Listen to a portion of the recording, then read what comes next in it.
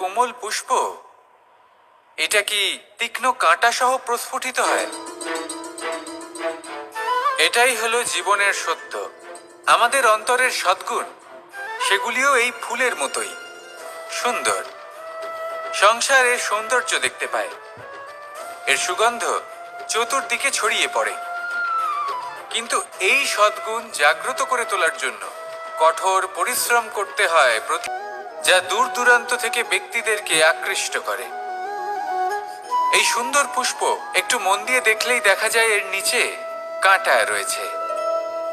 এই সংসার বলে, এ প্রকৃতির কেমন রচনা, এত কোমল পুষ্প এটা কি তীক্ষ্ণ কাঁটা সহ প্রস্ফুটিত হয়?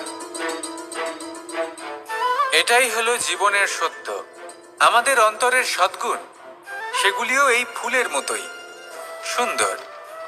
সংসার এর সৌন্দর্য দেখতে পায়, এর সুগন্ধ চতুর্দিকে ছড়িয়ে পড়ে।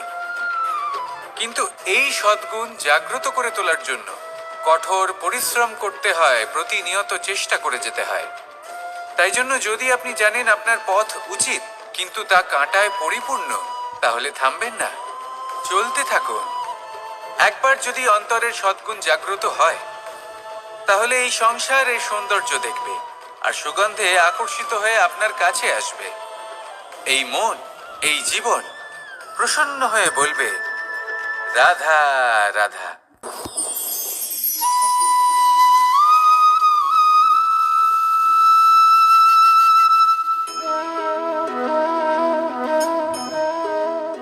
মোহনের বাঁশির এই সুর, এই সঙ্গীত কার না পছন্দ হয়? সবারই খুব ভালো লাগে। এবার এই সুর আসে কোথা থেকে? কেউ বলবেন কৃষ্ণের হৃদয় থেকে। সত্য কথা, এই সুর হৃদয় থেকে নির্গত হয় এবং প্রকট হয় এই বাঁশি থেকে। এই বাঁশিটাকে দেখুন, এই ছিদ্রগুলি দেখুন, প্রত্যেকটা সুর থেকে নিজস্ব একটা স্বর নির্গত হয়। এবার যে ব্যক্তি এই সমস্ত সুর এবং স্বর বুঝতে পারেন, এতে নিপুণ, তিনি এই বাঁশির দ্বারা যে সুর নির্গত করবেন তা তো মধুর অবশ্যই হবে। এবার জীবনের সাথেও কিছুটা এরকমই ঘটে। জীবনের কিছু নীতি থাকে, অর্থ, কুটুম্ব এবং আধ্যাত্মিক। যদি জীবনের প্রত্যেকটা মুহূর্ত সুখময় হয় এরকম আপনি চান, তাহলে এই তিনটি নীতিতে আপনাকে নিপুণ হতে হবে। কোনো একটি বিশেষ নীতির প্রতি যদি আপনি বেশি ঝুঁকে পড়েন, তাহলে বাকি দুই নীতি থেকে যা সুখ লাভ করা সম্ভব তা পারবেন না। ধন অর্জন করতে হবে পরিবারের জন্য, পরিবারের সুখ মনের শান্তির জন্য, মনে শান্তির প্রয়োজন মনের শুদ্ধতার জন্য।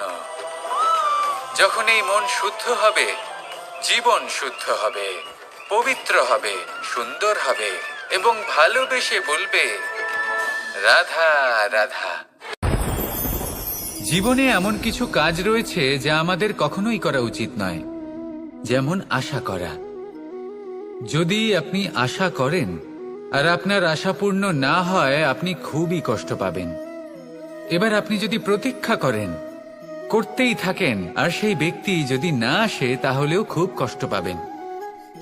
আর হলো তুলনা। আপনি যদি তুলনা করতে যান, তাহলে এটাই ভাববেন যে হয় আমি বা অন্য কোনো ব্যক্তি, এই দুজনের মধ্যে কোনো এক ব্যক্তি নিকৃষ্ট। আর এই ভাবনাটাই হলো অনুচিত। যদি আমরা কথা বলি সেই সব বিষয়ে যা আমাদের করা উচিত, যেমন পরীক্ষা। এই পরীক্ষা সবসময় আমাদের আরো সফল করে তোলে, আরো শ্রেষ্ঠ করে তোলে, আরো উৎকৃষ্ট করে তোলে। আসন্ন মহাসংগ্রামের জন্য আমাদের প্রস্তুত করে তোলে এই পরীক্ষা।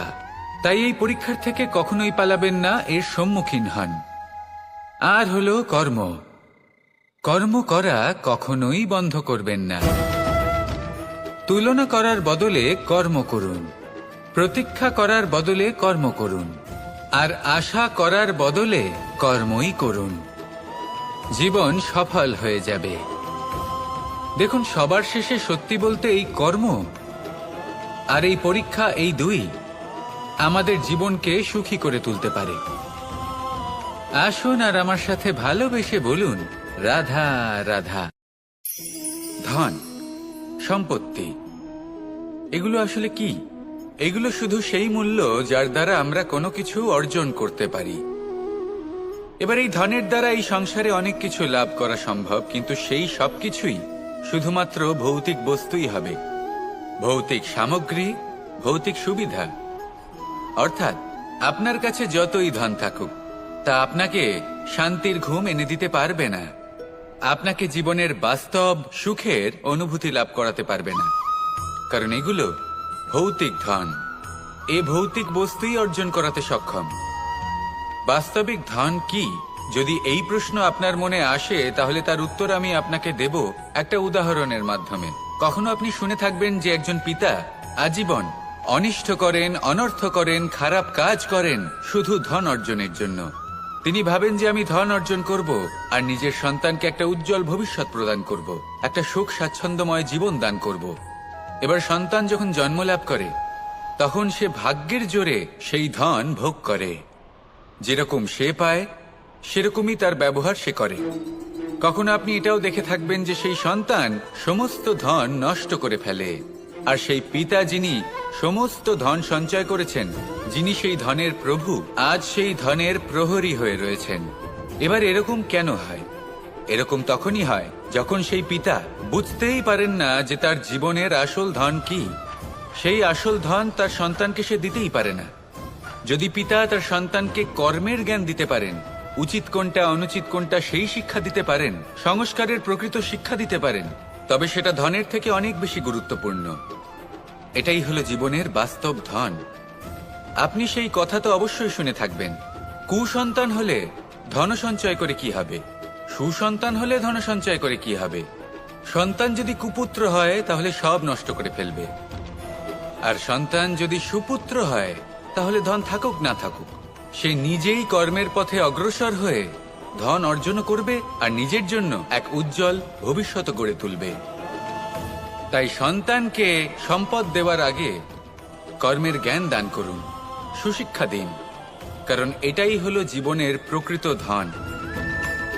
আসুন আর আমার সাথে ভালোবেসে বলুন, রাধা রাধা। এই জীবন কিভাবে বদলানো সম্ভব?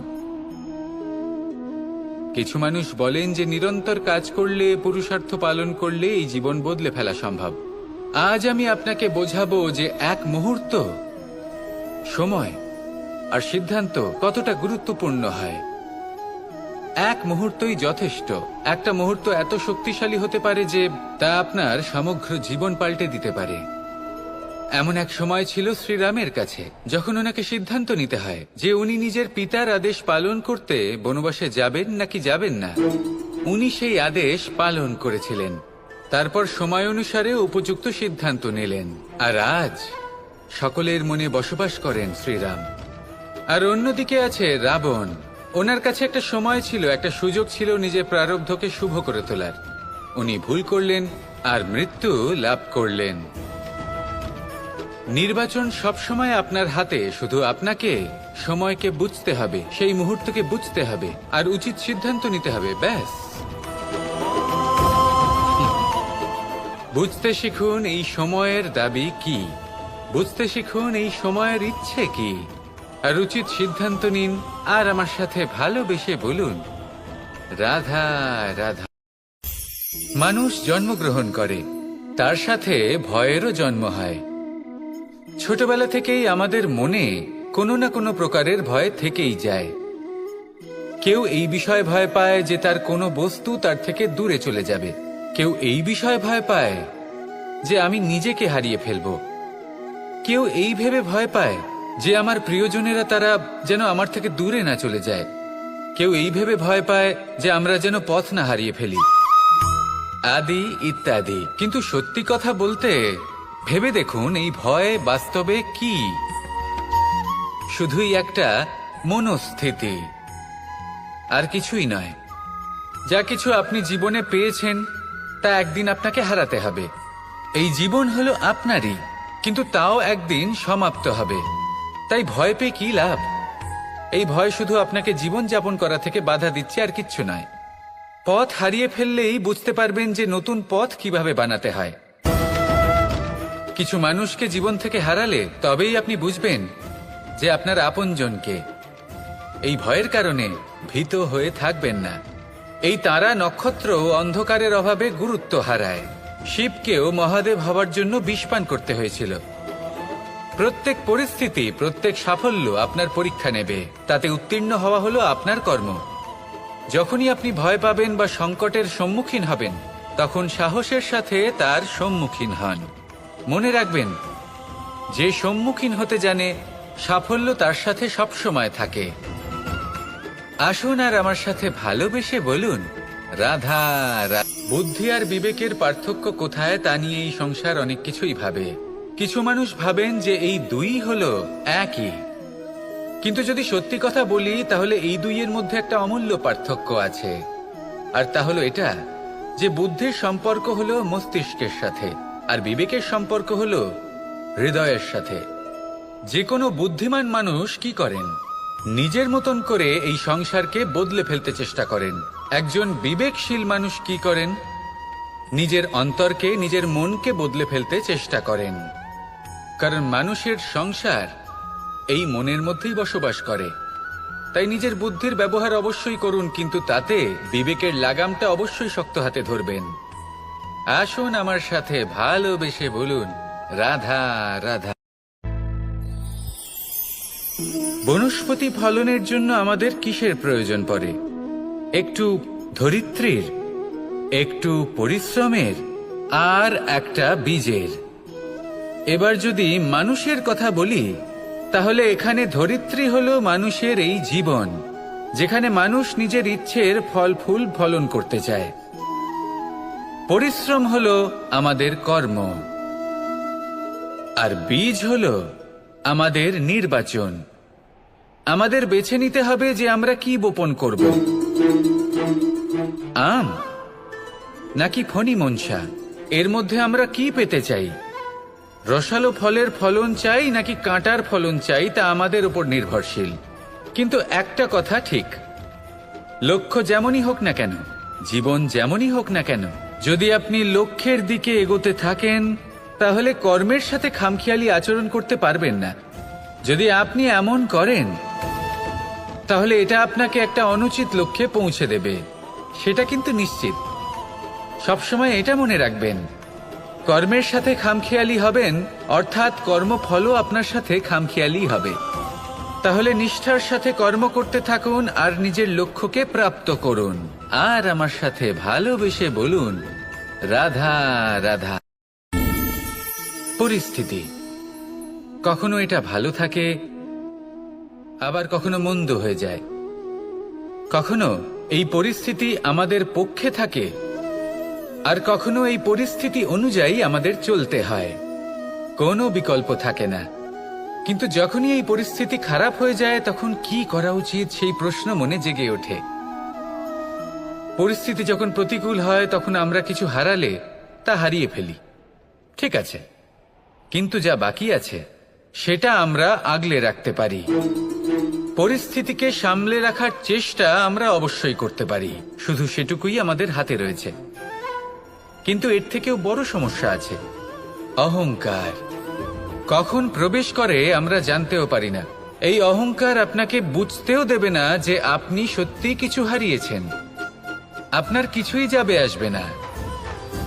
দেখতে গেলে আকাশের সূর্য নিজের প্রকাশ হারিয়ে ফেলে যখন অন্ধকার ঘনিয়ে আসে।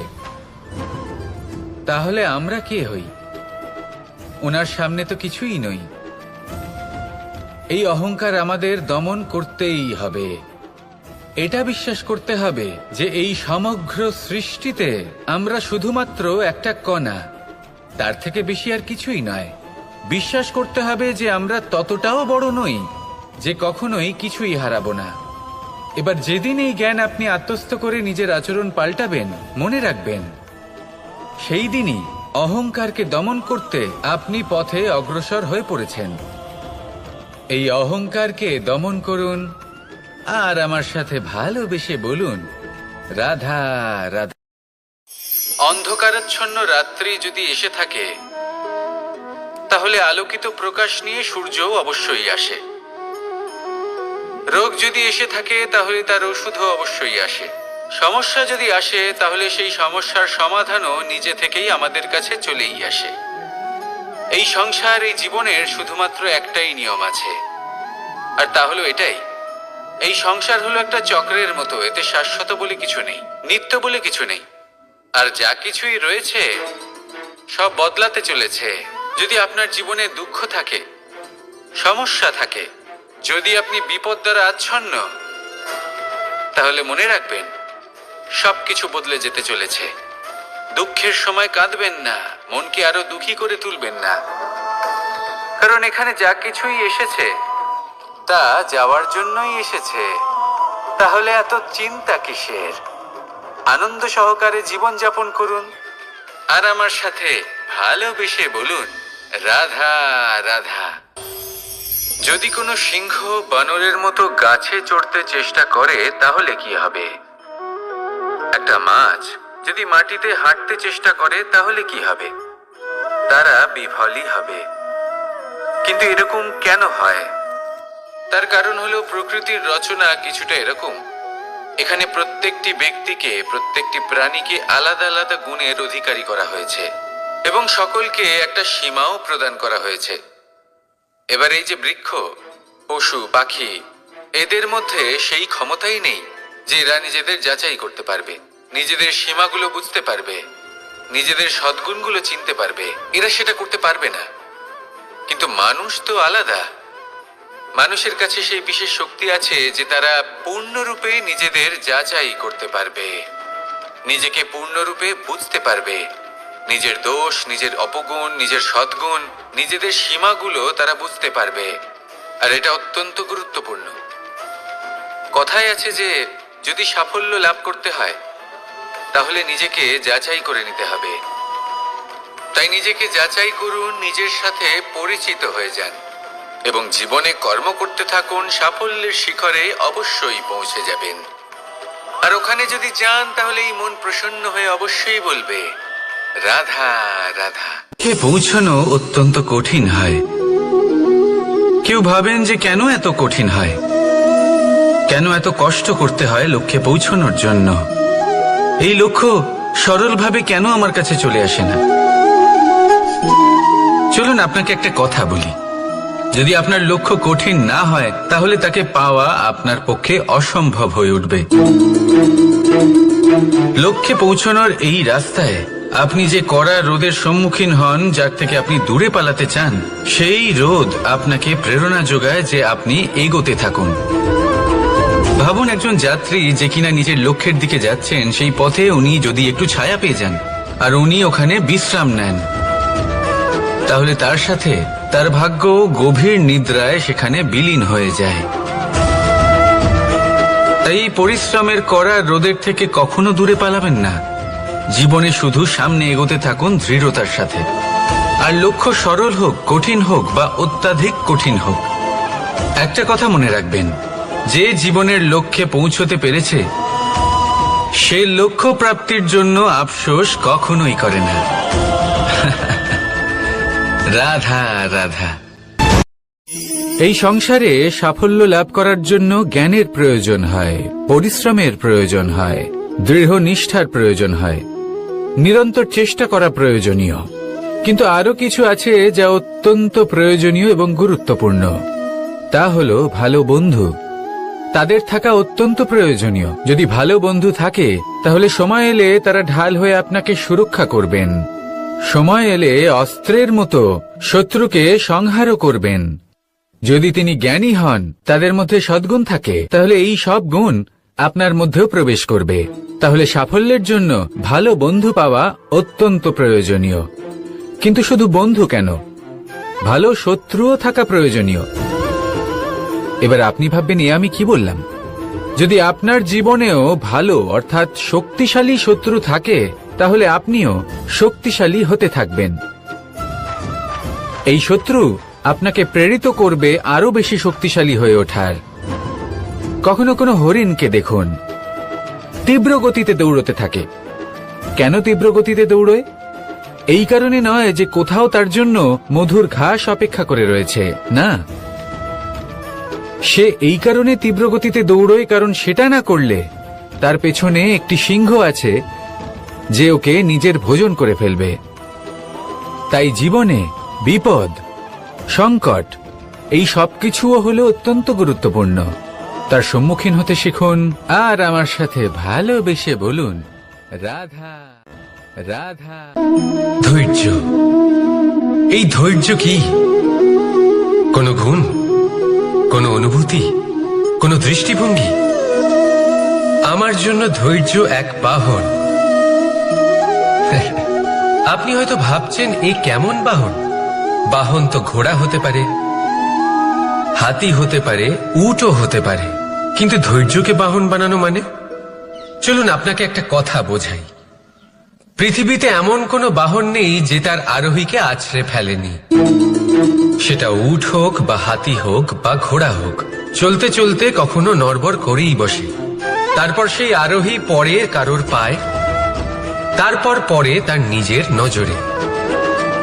কিন্তু ধৈর্যরূপী বাহন কখনো কাউকে ফেলে না, কখনো না। না সেই আরোহী কারোর পায়ে পড়ে আর না তো নিজের নজরে। কারণ ধৈর্য আপনাকে বিবেক প্রদান করে, বিবেক আপনাকে পরিকল্পনায় সাহায্য করে, আর পরিকল্পনা প্রদান করে আপনাকে শক্তি, আপনার লক্ষ্যের দিকে অগ্রসর হওয়া।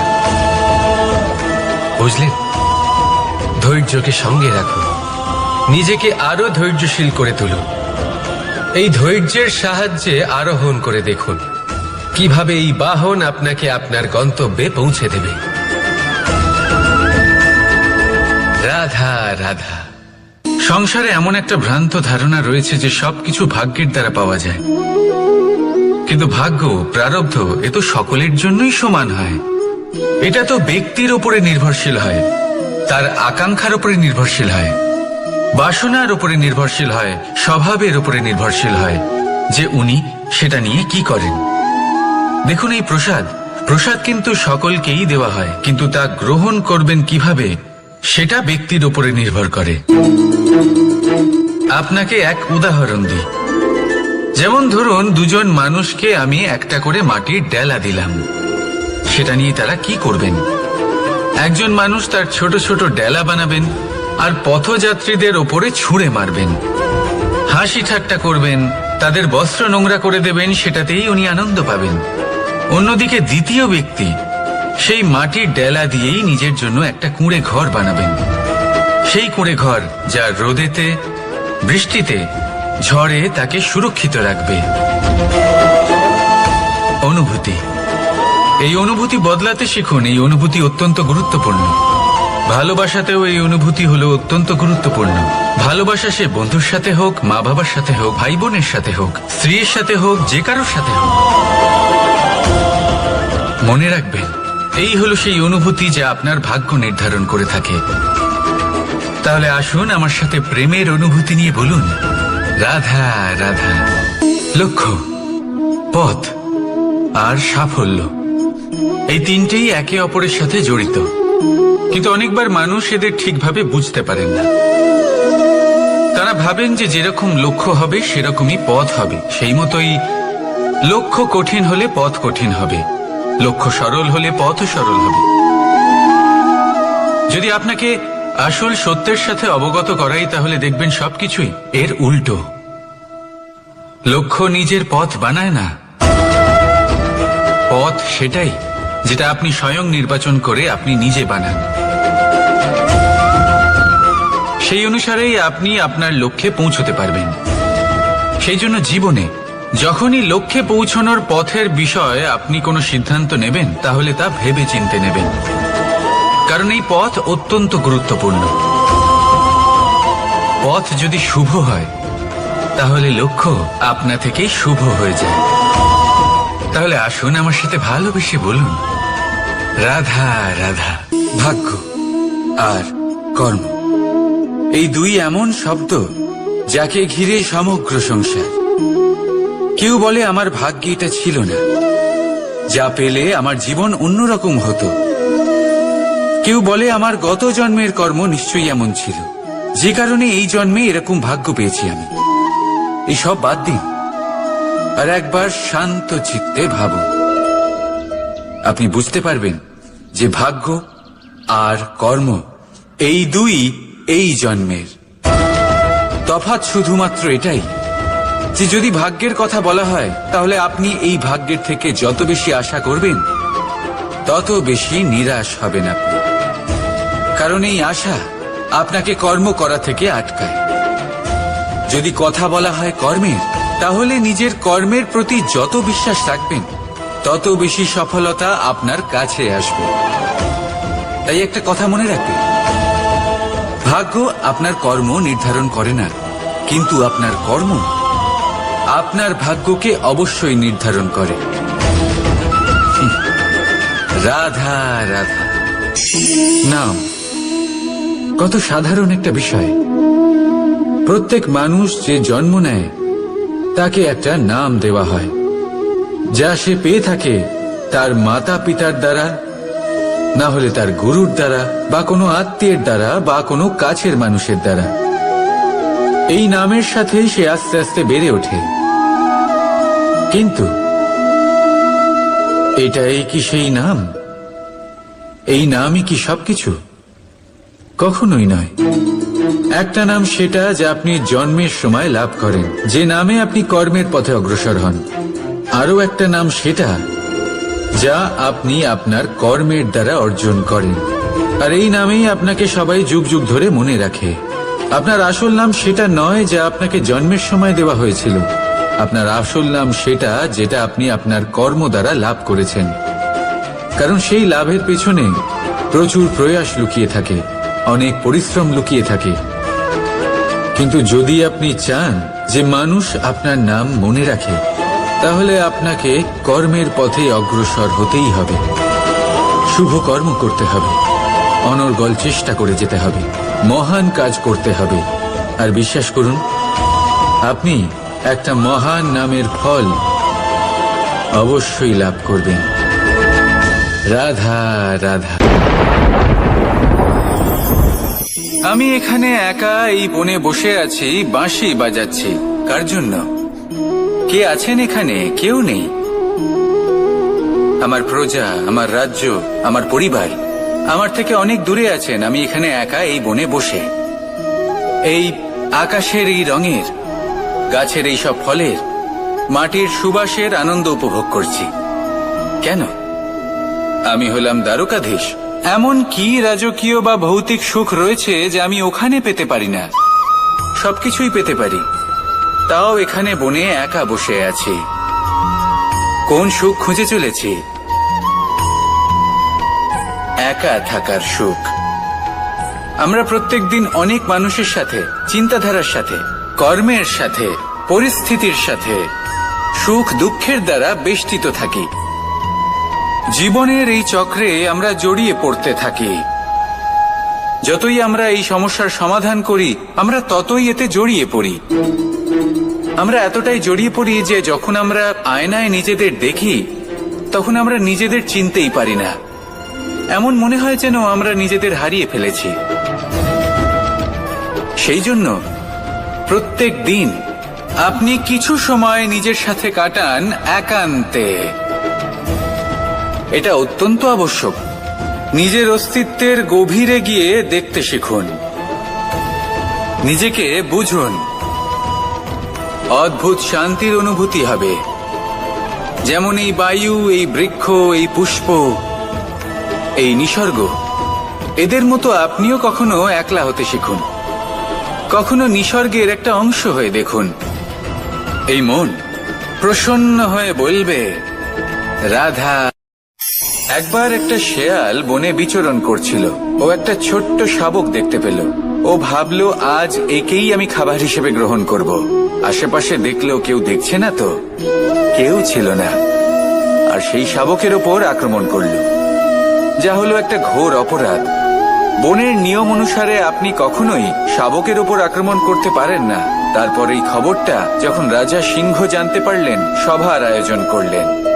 কিন্তু সেখানে শেয়াল বলল, আমি তো এরকম কিছু করিনি। কিন্তু যদি আপনি এরকম বলেন, কোনো প্রমাণ দিন, এর কোনো সাক্ষী আছে? তখন রাজা সিংহ পেঁচাকে ডেকে পাঠালেন, যে সেই মুহূর্তে বৃক্ষের শাখার ওপর বসেছিল সে সব কিছু দেখেছিল। প্যাঁচা সব সত্যি কথা বলল, আর শেয়ালকে মৃত্যুদণ্ড দেয়া হলো। এবার এই কাহিনী আমি আপনাকে কেন শোনালাম? কারণ মানুষও কখনো কখনো এরকম কর্ম করেন যা শিয়াল করেছে।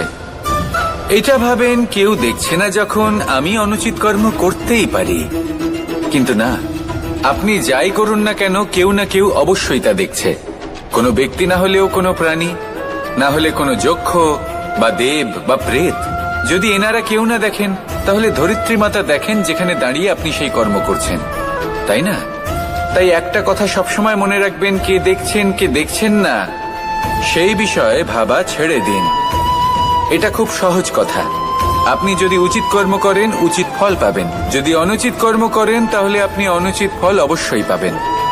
সেই জন্য উচিত পথে চলতে থাকুন, উচিত কর্ম করতে থাকুন, আর আমার সাথে ভালোবেসে বলুন রাধা রাধা। বাহ, পুষ্পের সুবাস আমার খুব ভালো লাগে। অত্যন্ত সুন্দর হয় এই পুষ্প। এইভাবে চারিদিকে পুষ্প দেখে মন আনন্দিত হয়ে ওঠে। এবার আপনারা ভেবে দেখুন, আমার চারিদিকে পুষ্প নয় আগুন আছে, তাহলে কি হবে? আমার শরীর কি জ্বলে যাবে না? অবশ্যই জ্বলবে। শরীরকে কি আগুনের তাপ সহ্য করতে হবে না? অবশ্যই সহ্য করতে হবে। এটাই হলো প্রকৃতির নিয়ম। এই নিয়ম কিন্তু আমরা সবাই জানি, কিন্তু আমাদের মধ্যে বেশিরভাগ মানুষ এই বিভ্রান্তি নিয়ে বাঁচি যে এই যে প্রকৃতির নিয়ম তা আমার ওপর প্রযোজ্য নয়। তা কিন্তু নয়। আমাদের চতুর্দিকে এই যে নিসর্গ রয়েছে, আমরা তার কতটা ক্ষতি করি সেটা একবার ভেবে দেখুন। আমরা বনাঞ্চল জ্বালিয়ে দিই, বায়ু দূষিত করি, জল দূষিত করি, প্রাণীদের হত্যা আমরা করি। কেন? এই নিসর্গ আমরা নষ্ট করি, যদিও আমরা জানি যে আমরাও হলাম এই নিসর্গেরই অংশ। এবার দেখুন, শরীরের কোনো অংশে যদি আগুন ধরান, আস্তে আস্তে সমস্ত শরীরও জ্বলে যাবে। সেইভাবেই নিসর্গ যদি নষ্ট হয়ে যায় তাহলে মনুষ্য জাতিও নষ্ট হয়ে যাবে। তাই এই যে নিসর্গ আপনি দেখছেন, এই পুষ্প, এই বৃক্ষ, বায়ু, জল, এদের সকলকে রক্ষা করুন, নষ্ট নয়। মনে রাখবেন, যদি নিসর্গ থাকে মানুষ থাকবে, যদি নিসর্গ থাকে তাহলেই জীবন থাকবে। আসুন আমার সাথে ভালোবেসে বলুন রাধা রাধা। কারই না পছন্দ বলুন তো? অত্যন্ত সুস্বাদু হয় এই মধু, মিষ্টি খেতে হয় এবং তা শক্তিও প্রদান করে, এবং প্রত্যেকটি মিষ্টি পদার্থের মতোই এতেও খুব তাড়াতাড়ি পিঁপড়ে ধরে যায়। অন্যদিকে যদি নুনকে দেখি তাহলে বছরের পর বছর রাখলেও এতে পিঁপড়ে ধরে না। এবার যদি কথা বলি বন্ধুত্বের, তাহলে বন্ধুত্ব নুনের মতো হওয়া উচিত, মধুর মতো নয়। যারা সামনে এলে শুধুমাত্র মধুর মধুর কথা বলবে, পরে এতে পিঁপড়ে ধরে যাবে। এটা নুনের মতো হওয়া উচিত। প্রকৃত বন্ধু হলো সে যে সময় এলে পরে আপনার সামনে আপনার প্রকৃত সত্য তুলে ধরবে, তা সে যতই কঠিন হোক না কেন। আপনার দোষ, আপনার অপগুণ, আপনার খামতি আপনাকে বলতে পারবে, যাতে আপনি সেগুলো শুনে মেনে নিয়ে তারপর নিজেকে শুধরোতে পারেন। এটাই হলো প্রকৃত বন্ধুত্ব। কখনো নিজের জীবনের আশেপাশে মন দিয়ে দেখবেন, অনেক সময় এমন মানুষ থাকেন, অনেক বন্ধু থাকেন যাদের দেখে আমাদের মনে হয় যে এনারা খুব কঠোর, এনাদের কথা খুব কটু। কিন্তু বেশিরভাগ এমন মানুষের মনটা যদি বুঝতে পারেন তাহলে দেখবেন তাতে কোনো মালিন্য নেই। এনাদের মন অত্যন্ত পবিত্র হয়। যদি আপনার জীবনেও এমন কোনো ব্যক্তি থেকে থাকে, এমন বন্ধু থাকে, তাহলে তাদের আগলে রাখুন আর আমার সাথে ভালোবেসে বলুন রাধা রাধা। যতক্ষণ আমরা এই সংসারে জীবিত ততক্ষণ আমাদের সাথে সবকিছু থাকে। আমাদের ধন, সুখ স্বাচ্ছন্দ্য, আমাদের মিত্রগণ, আমাদের পরিবার, এই সমাজ, এই সবকিছু আমাদের সাথে থাকে। যেদিন আমরা এই সংসারকে ত্যাগ করব, এদের মধ্যে কেউ আমাদের সাথে যাবে না, না ধন, না স্বাচ্ছন্দ্য, না সম্পত্তি। এই সকল মানুষ, এই সমাজ, এরা শুধুমাত্রই শ্মশান পর্যন্ত আমাদের সাথে থাকতে পারবেন। তারপরে যদি আমাদের সাথে কিছু যেতে পারে তাহলে তা শুধুই আমাদের ধর্ম।